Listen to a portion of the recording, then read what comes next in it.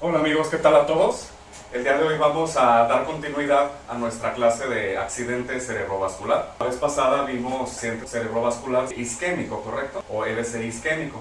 El día de hoy vamos a tratar el hemorrágico y particularmente el de tipo intraparenquimatoso. ¿Por qué? El ictus hemorrágico o el ACV hemorrágico es una entidad que se divide en subaracnoidea o intraparenquimatoso, ¿correcto? Que quiere decir dentro del parénquima cerebral. Muy bien, intracerebral. El primer concepto que hay que tener en cuenta, en contraste a lo que ya explicamos en la clase pasada de ACV isquémico, es que el hemorrágico surge por una ruptura, lo vamos a apuntar, de un vaso intracraneal, ¿correcto? Dicha ruptura pues va a generar una hemorragia y una hematoma. En este caso, si nos vamos al intraparenquimatoso, dicho hematoma va a estar extravasado en el parénquima cerebral, ¿correcto? Yéndonos a la etiología, tenemos aquí algunos de los más importantes en su respectivo orden. Tenemos la hipertensión arterial, es la de mayor riesgo. Sabemos que la hipertensión arterial aumenta las resistencias periféricas, las resistencias arteriales, fomenta la placa de ateroma, la disfunción endotelial y demás. Y pues bueno, a nivel de la vasculatura cerebral, a lo que particularmente me va a afectar la hipertensión arterial sistémica es a los pequeños vasos, ¿correcto? Aquí vamos a poner enfermedad de pequeños vasos, muy bien. ¿A qué nos referimos? A aquellas arterias perforantes que irrigan las áreas centroencefálicas, es decir, ganglios basales, tálamo, puente, etcétera, etcétera, muy bien. ¿Qué es lo que pasa a este nivel? Precisamente decíamos, la placa de ateroma, aterosclerosis, el daño endotelial, y por otra parte también se forman aneurismas, en este caso los famosos microaneurismas de Charcot. Dichos aneurismas, en caso de que la hipertensión sea refractaria, se vaya haciendo más crónica y degenerativa, estas dilataciones arteriales en las arterias perforantes van a llegar a colapsar, ¿correcto? A romperse, y subsecuentemente me va a llevar a un ACV hemorrágico. Por otra parte, tenemos las malformaciones arteriovenosas, ¿correcto? Es otra causa importante del ictus hemorrágico. Aquí lo que pasa es que entre la circulación de una arteria y una vena hay ausencia de capilares, ¿correcto? Por lo cual la presión sanguínea arterial pasa directamente a la presión venosa. Pues como sabemos, difiere mucho la presión arterial de la presión venosa, ¿correcto? La vena como tal, el sistema venoso, no está preparado para soportar altas cifras de presión sanguínea, lo que eventualmente hace que se manifieste el ictus hemorrágico, en este caso por dicha etiología, y cabe mencionar que es congénito, ¿correcto? Las malformaciones arteriovenosas por ovillos, particularmente, que son las más comunes, lo pueden buscar, pueden checar la definición, la fisiopatología, etiopatogenia y demás. Por otra parte tenemos las neoplasias o las metástasis, ¿correcto? Neoplasias, pues podemos mencionar algunos tumores primarios, como lo es el meduloblastoma, algunos glioblastomas que llegan a sangrar, algunos meningiomas también, por el proceso inflamatorio degenerativo del mismo, llega a sangrar y a producir un ictus hemorrágico, muy bien. Enfermedades por depósito.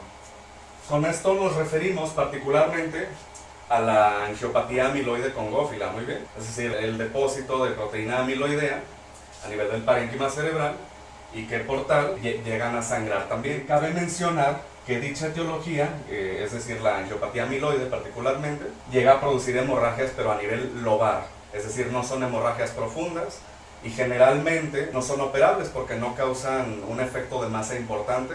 Ahorita eso lo vamos a ver en el tratamiento también, muy bien. Por otra parte, la terapia fibrinolítica o anticoagulante. Podemos tener al paciente anticoagulado como medida profiláctica en caso de alguna valvulopatía, en caso de arritmia o alguna otra predisposición, ¿correcto? Este es un grupo de riesgo para desarrollar un ACV hemorrágico. De igual manera, la terapia fibrinolítica, en el caso de un tromboembolismo pulmonar, en el caso de un infarto agudo de miocardio reciente, cuya terapia coadyuvante es fibrinolítica en parte, incluso de un ACV isquémico puede propulsar por la terapia fibrinolítica pues un ictus hemorrágico. Es muy común que a veces ponen el activador tisular del plasminógeno para tratar un trombo cerebral y bueno, de acuerdo a la tolerancia de cada paciente, sus comorbilidades, criterios de inclusión y demás, eventualmente llegan a desarrollar el ACV hemorrágico, ¿correcto?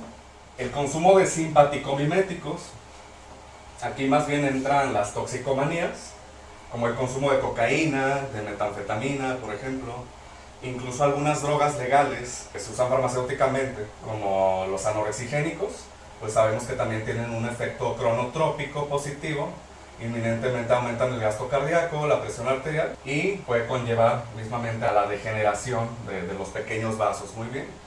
E incluso si el paciente es susceptible, pues con más razón el uso de simpaticomiméticos le puede afectar, ¿correcto? Vamos a pasar a la clínica. La clínica va a ser en función al tamaño y a la localización de la hemorragia. Es decir, si hay afectación a nivel mesencefálico, por ejemplo, vamos a tener un nistagmo por el compromiso del tercer par craneal. Si tenemos una hemorragia a nivel pontino, vamos a tener un paciente comatoso.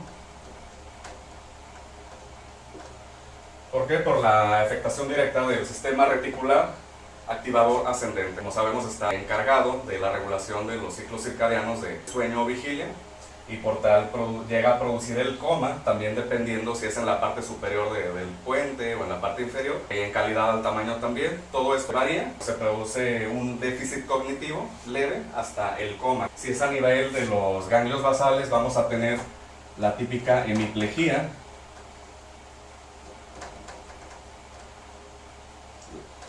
hemiparesia,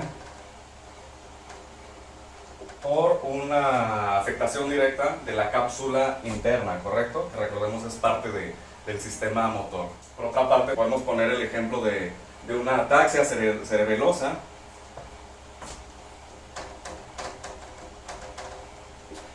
Esto en caso de que sea a nivel del cerebelo, naturalmente, o de las fibras que irrigan a la circulación posterior, ¿correcto? Esto es en esencia algunos ejemplos de déficit neurológicos localizados. No obstante, el diagnóstico se complementa con estudios de gabinete, muy bien. El estudio de gabinete de primera elección sería la tomografía axial computada simple, ¿correcto? Es decir, sin contraste. Una vez yo tengo mi paciente con esta clínica de déficits neurológicos focalizados y difusos también, en este caso confusión, omnibulación, todo lo que tiene que ver cognitivamente, yo voy a sospechar de que se trata de un ictus hemorrágico y aunado a la semiología propia, esto se me pasó decirlo, del aumento de la presión intracraneal, ¿correcto? Por el efecto de masa, como ya dijimos, va a generar una hipertensión endocraneal, más común en el hemorrágico porque en los isquémicos casi no se produce el efecto de masa, muy bien. Pero en este caso vamos a hablar de que el hematoma es muy grande, está comprometiendo muchas áreas, la presión intracraneal, y la semiología propia del aumento de la presión intracraneal pues es la cefalea súbita, muy intolerable, incluso a veces refractaria, y por otra parte las náuseas y los vómitos que llega a desarrollar el paciente, ¿correcto? O sea, esa triada de cefalea, vómito y náusea es indicativo de aumento de la presión intracraneal. Yo teniendo toda esta clínica, tanto focalizados como no focalizados, y la semiología propia del aumento de la presión intracraneal, me va a dar el diagnóstico presuntivo del ictus hemorrágico, ¿correcto? Es aquí con los estudios de gabinete como lo voy a confirmar. Lo voy a confirmar viendo hiperintensidades en la tomografía, ¿correcto? Es decir, opacidades blancas que hacen inferir una extravasación de plasma o de líquido. Ese es el signo característico con el que vamos a diagnosticar, ¿correcto? En caso de que la tomografía sea poco contundente, es decir, pero que parezca y entre que no, vamos a realizar la resonancia magnética nuclear, ¿correcto? Cabe mencionar que, bueno, la resonancia magnética no se hace de principio porque eventualmente la disponibilidad de la misma es más limitada, pero no obstante es más sensible para detectar la hiperintensidad. Y en el caso de dar un diagnóstico más integral, vamos a realizar la angiotac, ¿correcto? ¿Para qué? Por si el paciente, sus condiciones, su clínica, comorbilidades y demás, en base a eso llegamos a necesitar probablemente identificar en dónde está la hemorragia, ¿correcto? Entonces, a partir de una angiografía o por medio del ATAC, vamos a poder identificar dónde está el infarto, ¿correcto? El tratamiento, cirugía, en caso de que sea candidato, reiteramos, el apoyo con diuréticos, el manitol es el de elección, ¿correcto? ¿Para qué? Pues para ayudar a estabilizar hemodinámicamente al paciente, drenar el volumen y que por ende la presión intracraneal disminuya, ¿correcto? Y como medida paliativa, el control de la tensión arterial, muy bien. ¿Por qué? Porque si yo controlo la presión arterial, inminentemente va a disminuir la perfusión y subsecuentemente va a ayudarme a controlar mejor la hemorragia, ¿correcto? En esencia es estabilizar hemodinámicamente al paciente.